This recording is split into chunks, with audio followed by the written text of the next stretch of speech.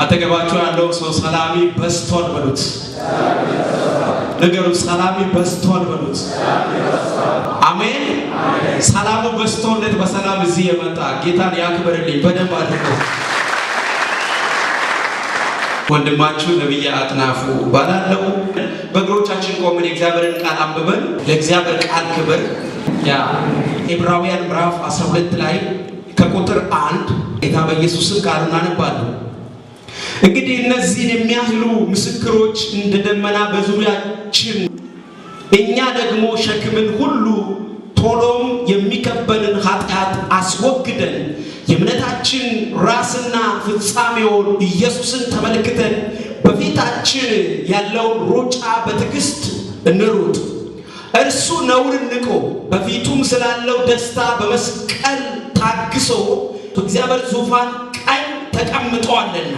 እርሱ የሚለው ኢየሱስ ክርስቶስን ለማለት ነው። ክብር ለኢየሱስ ይሁን። ይሄ ክፍል እንግዲህ ሁለት ነገር ነው ከዚህ ቦታ ማወራው፣ ስለ በትዕግስት መሮጥና ወይም ክርስቶስን አይተን እንዴት መሮጥ እንዳለብን ይሄ ክፍል በደንብ አበክሮ ይናገራል። ምዕራፍ 11 ላይ ይሄ የእግዚአብሔር ቃል የሚለን ስለ እምነት አባቶች ይናገራል። ስለማን? ስለ እምነት አባቶች ይናገራል። የእምነት አባቶች እምነት ማለት ተስፋ የምናደርገው ነገር የሚያስረግጠን ነገር ነው ይለናል። ቁጥር 1 ላይ ምዕራፍ 11 ላይ እምነት ማለት ተስፋ ስለምናደርገው ነገር የሚያስረግጥ ነገር ነው ብሎ ይናገርና ይጀምርና ስለ እምነት አባቶች ይናገራል። ሄኖክ አመነ፣ በእምነት እንደተወሰደ ይናገራል። አቤል ከቃኤል የሚበልጥ መስዋዕት ያቀረበው በእምነት እንደሆነ ይናገራል። በቅናት አይደለም፣ በእምነት እንዳቀረበ ይናገራል። አጠገባችሁ ያለው ሰው ነካ አድርጉትና መንፈሳዊ ነገር በሉት።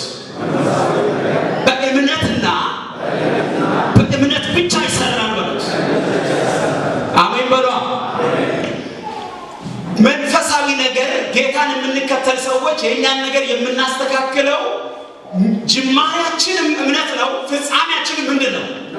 እስቲ እምነት ነው በሉ።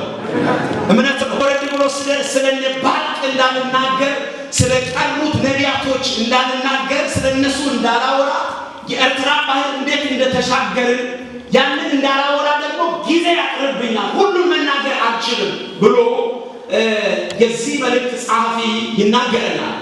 የዕብራውያን መጽሐፍ ጸሐፊ ማን እንደሆነ የዕብራውያን መጽሐፍ ማን እንደጻፈ አልተገኘም። መጽሐፉ ግን የተጻፈው ክፍሉ በደንብ በጌታ እያሉ ከጌታ ጋር ሆነው እያሉ በእምነት ለዛሉትና ወይም ደግሞ በጌታ ቤት እያሉ በአንዳንድ ሰዎች ምክንያት ወይም በአንዳንድ ሁኔታዎች ምክንያት በቤተ ክርስቲያን የሚሰሩ ነገሮች የሰሩ ሰዎች በሰው ተሰናክለው ወደ ዓለም እንዳይገቡ ለነሱ የተጻፈ መጽሐፍ ነው።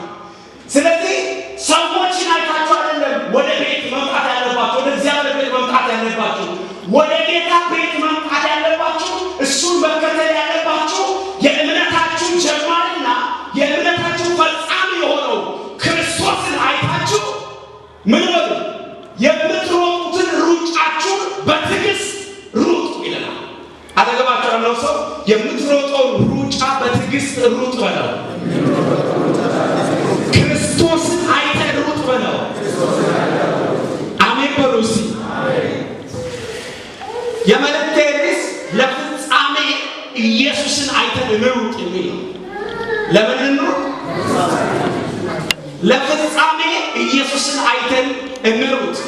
ያ ደግሞ ሸክምን ሁሉ ቶሎም የሚከበርን ኃጢአት አስወግደን የምትለዋ ሁለት መልእክት ናት ይችላል።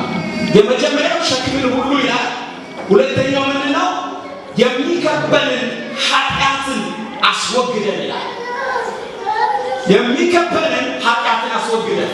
መጽሐፍ ቅዱሳችን የእግዚአብሔር ቃል በማቴዎስ ወንጌል ምዕራፍ 11 እናንተ ደካሞች ሸክማችሁ የከበደ ሁሉ ወደ ማን? ወደ እኔ ኑ እኔም አሳርፋችኋለሁ የሚል ቃል አለ። ስለዚህ ሸክምን ሁሉ አጠገባችሁ ያለው ሰው ሸክምን ሁሉ በሉት፣ ለጌታ ስጠው በሉ። ግድ የለም ተናገረው። ሸክምን ሁሉ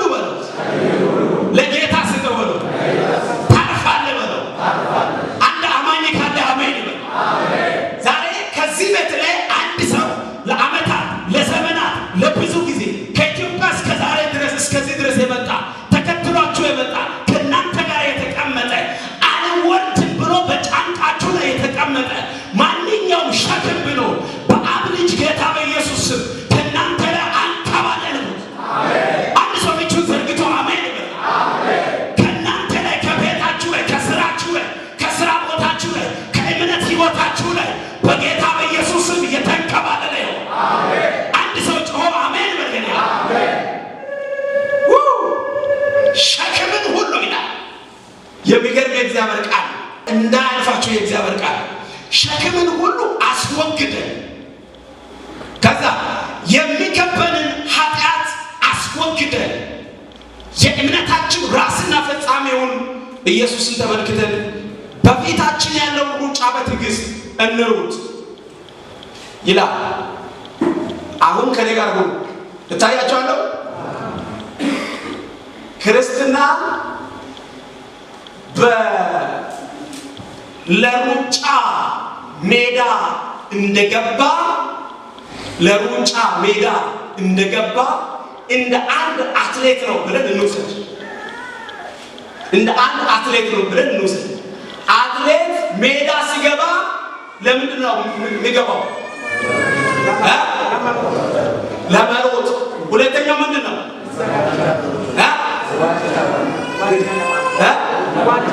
ለማሸነፍ። ዘመን ይባላል። ስሙኝ፣ የመጀመሪያው ለሩጫ ነው የሚገባው። ሁለተኛው ለምን ይገባል? ለማሸነፍ ይገባል። መጨረሻው ጋር ለመድረስ ይገባል። አጠገባችሁ ያለው ሰው ለማሸነፍ ሳይሆን በለው፣ ክርስትና በለው፣ ለመድረስ ነው የምትሮጠው በለው። ምን ለማለት? ክርስትና በሩጫ ይመሰላል። ለሩጫ ወደ ሜዳ የሚገባ ሰው ሙሉ ሱፍ ለብሶ ይገባል? እዚህ ሀገር ይገባል? ሙሉ ሱፍ ለብሶ ይገባል? በሽ ጃኬት ለብሶ ሊገባ ይችላል። በጣም በቃ እንትን ሰዓት አድርጎ ወርቅ አጊጦ ብዙ ነገር አድርጎ ለብሶ ሽክ ብሎ ይገባል። ለምንድን ነው እንደዛ ማለት ነው? አያስሮጠው፣ መሮጥ አይችልም። ያንን ካደረገ አንድ ሯጭ ትሬኒንግ ካደረገ በኋላ ለማሸነፍ ይገባል። ማንኛውንም አይነት ሜዳ ከገባ በኋላ ከዛ ሰዓትና ደቂቃ ጀምሮ ትሸነፋለህ ብትለው ብትሰድበው አንተ መጨረሻኛ ትወጣለህ ብትለው ሯጩ አይሰማም። ዓላማው ምንድን ነው? ለመሮጥና መጨረሻው ጋር ለመድረስ። ክርስትና ይሄ ነው። በምንም አይነት ሁኔታ ቅርብ ያለ ሩቅ ያለ የሚመታችሁ የሚያሰናክላችሁ በእንትና ምክንያት ተቀዳው እንትና እንደዚያ ያደረገ ማለት አይቻልም። አንድና አንድ የተሰቀለው በመስቀል ላይ የተሰራውን ክርስቶስ ኢየሱስን አይተን ሩጫችን ወደሱ ብቻ ነው የምንሮጠው። ኧረ አሜን በሉ። አንድ ሰው ጮኸ አሜን ይበል። ከኔ ጋር እንዲህ በሉ፣ ከፍ አድርጉና ቀኝ እጃችሁ ክርስቶስን አይቼ እሮጣለሁ በሉ። አልሰናከልም በሉ። ጩኹና አሜን በሉ። ከኔ ጋር ወፈር አድርጉና ድምፃችሁ በደንብ አሜን በሉ። አትሰናከሉ። ሰይጣን አያሰናክልም። ሁኔታ አያሰናክልም። ሳውዝ አፍሪካ አንተ የምትኖርበት የኑሮ ሁኔታው አንተ አያሰናክልም። ወደ መጨረሻው ትደርሳለህ። አንድ ሰው ቀኝ እጁን ከፍ አድርጎ እደርሳለሁ። በትዕግስት እንሩጥ የሚለው ቃል ምን ማለት ይመስላችኋል? ዙሪያችሁ ላይ ያለውን ነገር አትስሙ። የሚገባችሁን ነገር ምን አትስሙ። አንተ ትክክል አይደለህም የምልህን ምን አትስማ። ማድረግ ያለብህን ግን አንድ ነገር አድርግ። የመጀመሪያ ሸክምን ማስወገድ ነው ብያለሁ። ሁለተኛው ደግሞ ኃጢአትን ማስወገድ።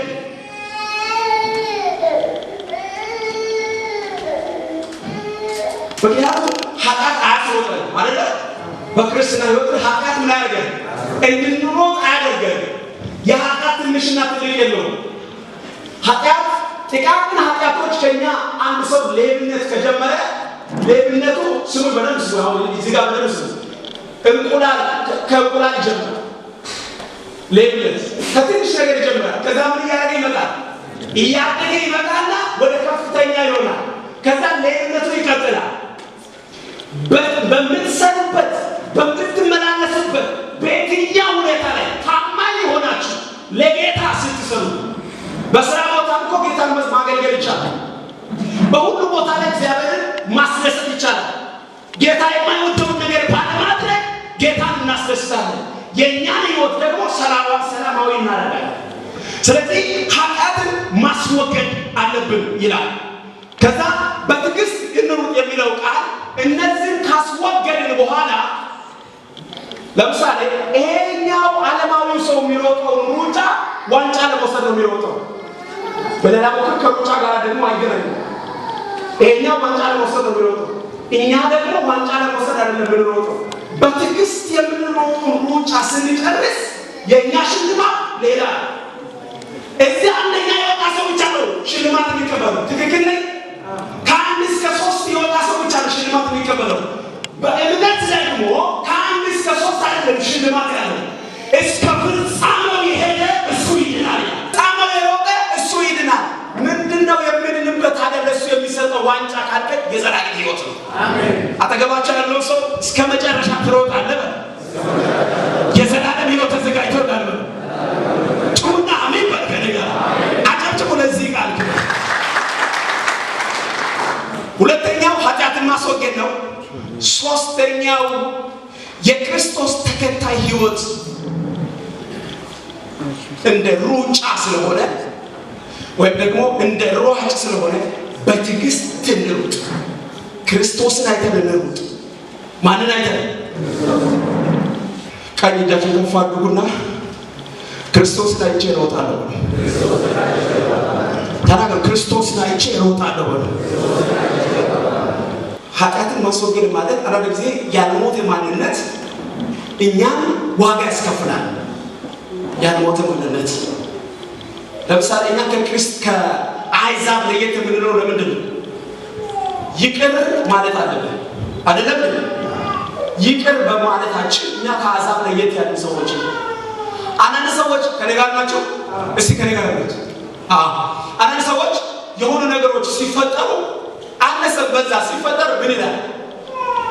እና ደሜን አታፍላብን ምናምን እንጂ ክርስቲያን እኮ ነው ሰውዬው፣ አማኝ እኮ ነው። ደግሞ ምን ይላል? ደሜን አታፍላብኝ። አንተ ሰው ጭራሽ የሚፈላል ማለት ጭራሽ ቡና ነው እንዳንተ ጋር ነው። ደም እንዴት ይፈላል?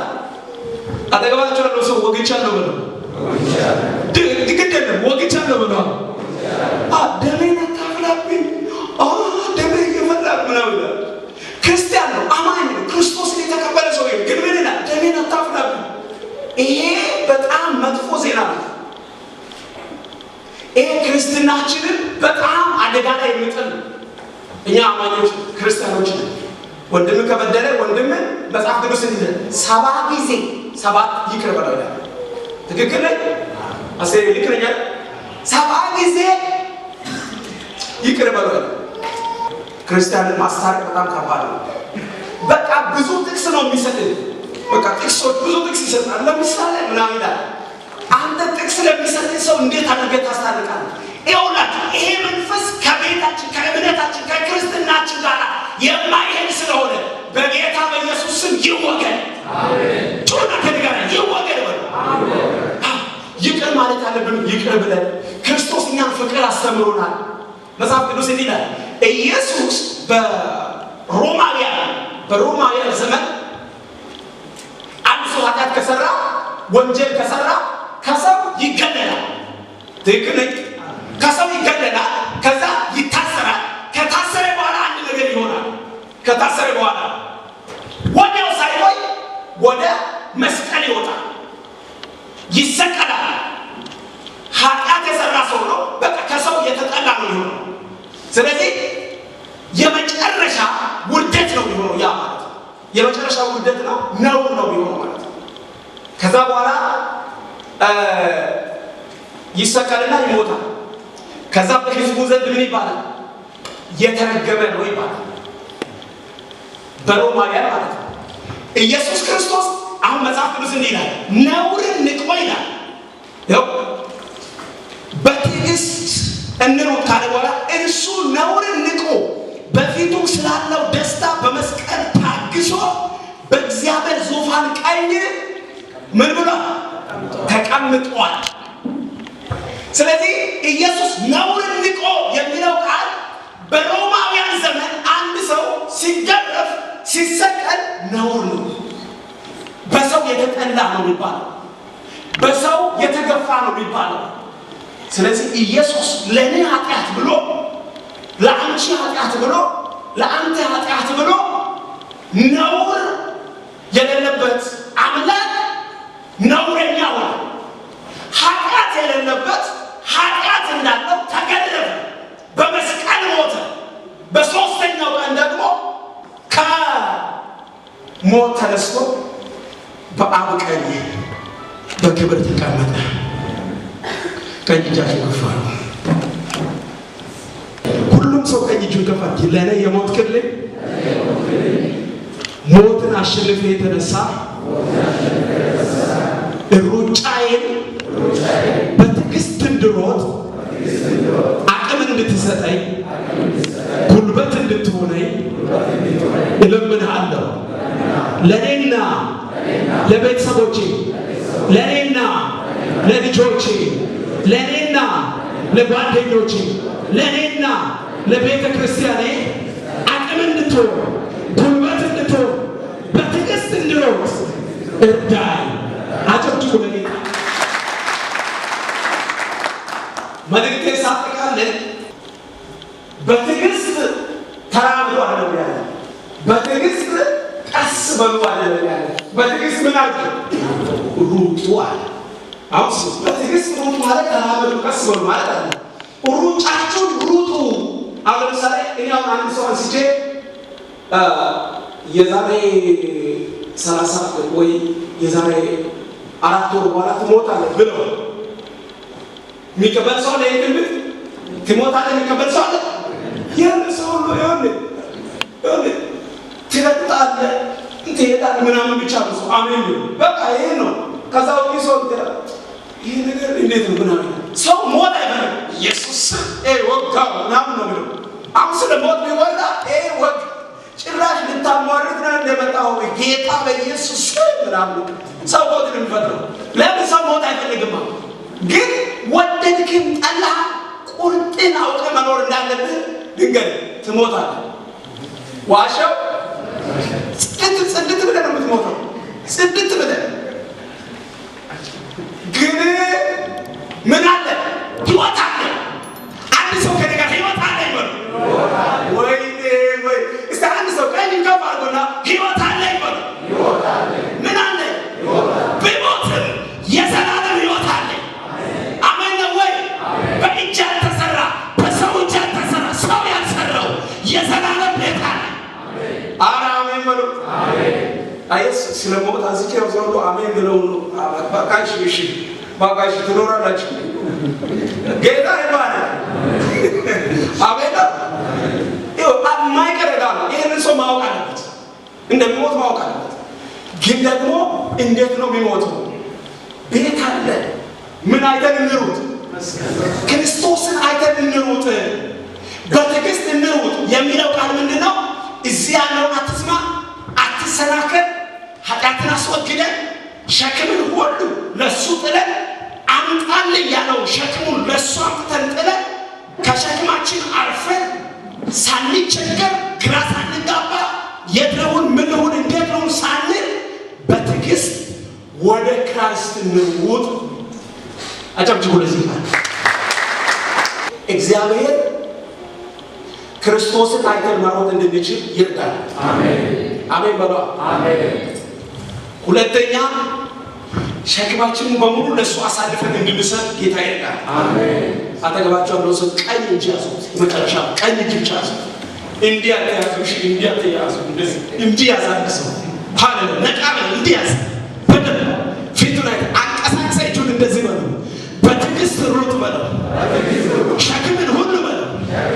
የሚያራግፍ የእግዚአብሔር እጅ ዛሬ እዚህ ቤት ላይ ወደ አንተ መጥቶልሃል። ጫረካቶያ ሃሌሉያ አሜን ነው። አንድ ጊዜ ብቻ አንዳንድ ሰዎች በጣም ደግሞ ሊተኙ ነው። አንድ ጊዜ እዚህ ጋር መታ ነው። ሴቶችን ጥንቃቄ፣ ወንዶች ብቻ ማለት ነው። ሀደራ ሴቶች አጠገብ ያላችሁ ወንዶች ብቻ እዚህ በደንብ ትከሻለህ። በደንብ መታ አድርግና እንደዚህ በሉት። አባቂ ማለት ነው እንደምችካቸ ወይ በመተበቁ ልጁ አባ ምንስ ነው ሄሎ ጌታ ይባረክ። ኢየሱስ ጌታ መታ አድርጉት። ንገሩት ዛሬ ነው ንገሩት ዛሬ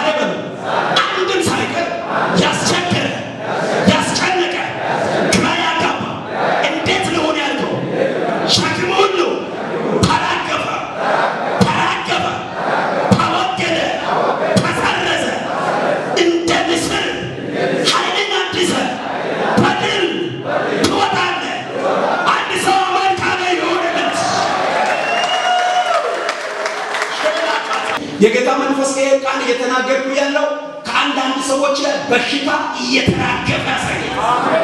አንድ ሰው አሜን ይላል። ሰላም ነው አይደል? ሰላም ነው። ምንም ችግር ጌታ ይባርክ። አሜን ነው እያየሁ ነው። ከአንዳንድ ሰዎች ላይ ጨጓራ ላይ ያለ ህመም፣ እግር ላይ ያለ ህመም፣ የተለያየ ኩላሊት ላይ የተቀመጠ ህመም ከአንዳንድ ሰዎች ላይ እየተራገፈ ይችላል። ምን አለ አሜን ነው። ጌታ በኢየሱስ አሁን ከዚህ ቤት ስትወጡ ከእናንተ ጋር አይወጣም። ማንኛውም በሽታ ማንኛውም ጭንገፋ ሞከራችሁ ብዙ ጊዜ ሲጨነግፍ የኖረ ጀምራችሁ እንዲጨነግፍ የተደረገ ድግምትና ሟርት አጋንንታዊ አሰራር እኔ ዊችክራፍት በጌታ በኢየሱስ ስም ዛሬ ተራገፈ። ዛሬ ከቤታችሁ ተራገፈ። ሃሌሉያ። እንዲህ ልበላችሁ፣ አንዳንድ ሰዎች እናንተ ሳታውቁ ስማችሁ ጠንቋይ ቤት ያላችሁ አላችሁ። እናንተ ሳታውቁ ፎቶአችሁ ጠንቋይ ቤት ያላችሁ አላችሁ። እኔ መስቀሉን እየሮጥኩ ስለሆነ አሁን ከዛሬ በኋላ ስማችሁን ጠንቋይ ቤት መውሰድ ቀርቶ ሰውየው ራሱ ጠንቋይ ሆኖ ማስጠንቆል ቢጀምር በአንተ ቤት ላይ ሰራ። ሰውየው ራሱ በቃ ጠንቋይ ደጋግሜ ሞክሬ ነበር፣ አልሆነም፣ አልተሳካም፣ ራሴ ጠንቋይ ልሁን ብሎ ራሱን ጀበና አስቀምጦ የሆኑ ነገሮችን ሰብስቦ ሟርት ቢያስጀምር በአንተ ቤት አይሰራ። አንድ ሰው ቀኝ እጁን ከፍ አድርጎ አሜን ይበል። በአንቺ ቤት ላይ አይሰራ። ሟርት መጽሐፍ ቅዱስ እንደዚህ ይላል፣ ሟርት በእስራኤል ላይ ድግምት በያዕቆብ ላይ የለም። እስኪ አንድ ሰው የለም በሉ። ድገሙ፣ የለም በሉ። የለም በአንተ ላይ አይሰራ። ለጌታ ክብር ስጥ። ሃሌሉያ።